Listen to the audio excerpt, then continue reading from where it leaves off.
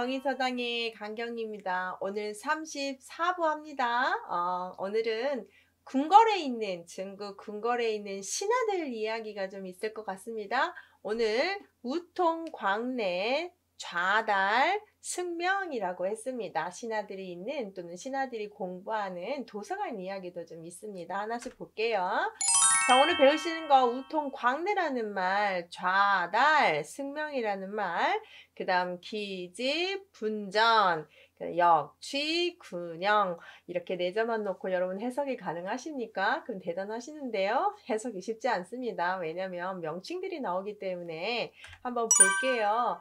자, 오루는 통알통, 넓을 꽝, 안내입니다. 여기서 광내는 도서관 이름입니다.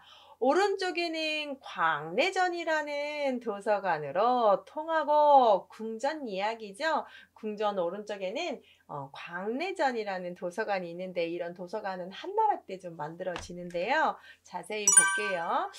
자, 이 광내전에는 연각이나 광내 모두 궁중의 도서를 보관하는 장소입니다. 그래서 광내전 그러면 이렇게 도서관으로 보시면 되는데 특히 이렇게 궁중에 있는 도서는 아무나 볼 수 없는 비서라고 해야 돼요. 숨겨놓는 도서 막 그 옛날은 지금보다 더 책이 귀하지 않았을까요? 지금으로 말하면 정말 저장을 꼭 해둬야 되는 이거는 정말 저장해서 두고두고 봐야 되는 이런 걸로 생각하시면 좋겠어요. 그리고 비법의 비법이어서 우리만 알고 있어야 되는 책 이런 것들 다 모아놨는데 저는 개인적으로 그 논문을 내는데 대학교 때 그때 당시에 컴퓨터가 많이 보급이 되지 않았고 집에는 컴퓨터를 이렇게 주지도 않았습니다. 근데 워드만 간신히 되고 막 이런 컴퓨터였는데 이렇게 디스크에다가 그때는 전 디스크였거든요. 디스크에 잘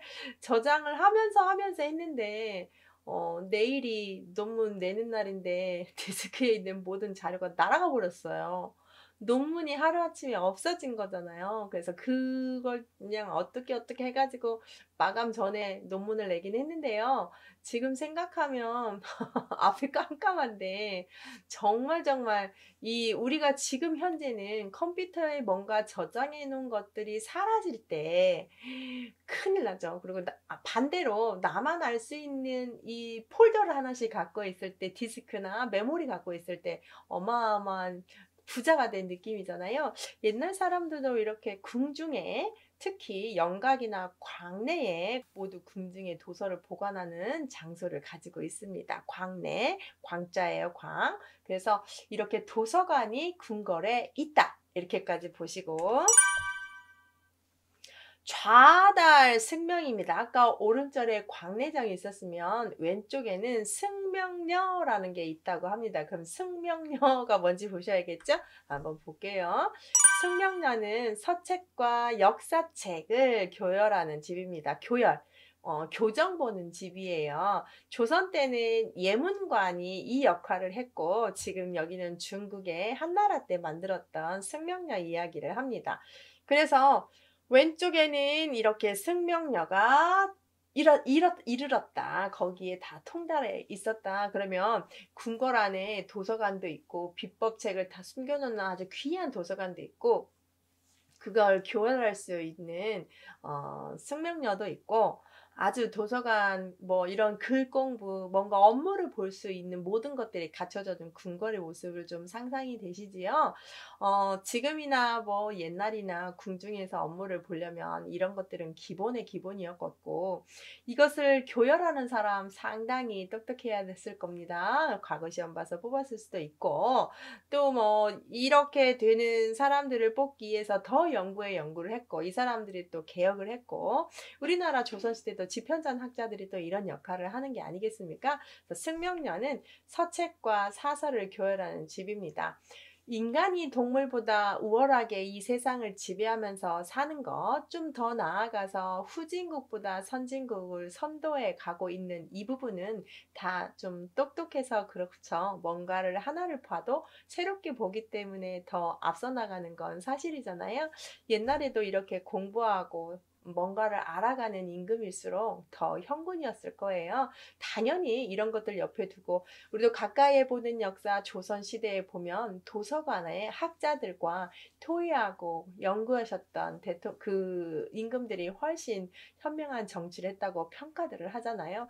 모르겠어요. 평가하는 사람들이 똑똑한 학자들이어서 자기들 잘해줘서 또 그렇게 썼을 수도 어느 정도는 있겠지만 그래도 뭔가 연구를 하시고 애민정신으로 했던 세종대왕만 보셔도 엄청난 업적을 남기시잖아요. 도서관 이야기입니다. 두 구절은. 그 다음 세 번째 구절을 보시면 기지분전이라고 그래서 이미 3분과 여기 분자 오전을 모으고라고 했는데 분자가 3분이고 전자가 오전이라는 걸 모르시면 해석이 아무것도 안 되는 구절입니다. 그래서 천잠을 누가 쉽다 하였나요? 절대 쉽지 않습니다. 3분과 오전이 뭔지 알려드릴게요. 자, 3분은 보키씨, 신농씨, 황제씨 중국 고대의 이 사람들의 책이고요. 오전은 이느예지 신을 기록한 책입니다. 그래서 보통 고대의 책, 그 다음 우리들이 지켜야 될 인륜의 책을 다 이미 모아놓고 있습니다. 훌륭한 학자들이 책을 두루두루 모아서 도서관에 쫙쫙쫙 놓았겠죠. 그러면서 임금님 읽으시라고 했겠죠. 이렇게 3분 오전의 책들을 다 모아놓게 됩니다. 이 오전의 책을 제가 조금 더 이렇게 어떤 사람들의 책이냐라고 했더니 소호, 곡항, 고신, 당, 우의 책이다라고 이렇게 써 있는데 거기에 내용들을 보면 거의 이느예지 신의 내용이니까 우리가 오전을 오상이라고 하죠. 우리가 떳떳이 지켜야 될 5가지. 이거를 이제 사자소학에서는 오륜이라고 또 표현을 하거든요. 사람이 지켜야 되는 인륜들을 다 모아놨다. 임금이 지키면서 정치하시게 두루두루 학자들이 모아놓은 거죠. 그 다음 또한 이건 사람인 3개를 뜻합니다. 여기에 사람인 하나, 여기에 하나, 여기에 하나. 또한 모여있다. 무리군 뛰어난 영. 많은 뛰어난 영재들이 모여 있습니다. 어디에요? 궁궐 옆에 도서관에. 자, 조금 더 구체적으로 보시겠습니다. 영재와 현사들이 모여서 아까 말한 광내전이라는 도서관, 승명녀라고 하는 지필관, 그 다음에 거기서 강의하고 토론하고 다스리는 방도를 밝혀가면서 누구를 도와줍니까? 임금을 도와주겠죠. 책 모으고 도서관 있고 이것을 토의할 사람들이 있다면 임금은 정말 든든할 것 같습니다. 일단 그 화려한 궁궐에 나를 위해서 왔던 나와 같이 정치하고 머리를 맞대 현명한 현사들의 그 사람들과 같이 봐야 되는 책이 도서관에 그득그득 있다면 자, 이 사람들과 못할 일이 뭐가 있겠습니까? 그래서 정말 화려하고 튼튼하고 빈틈없는 중국의 궁전 이야기를 특히 한나라 무제 때의 궁전 이야기로 천자문을 이렇게 쓴 것 같아요. 자, 오늘은 궁전에 있는 도서관 이야기 한번 했습니다. 다음 시간에 또 신하들 이야기, 궁전 이야기 해드릴게요. 감사합니다.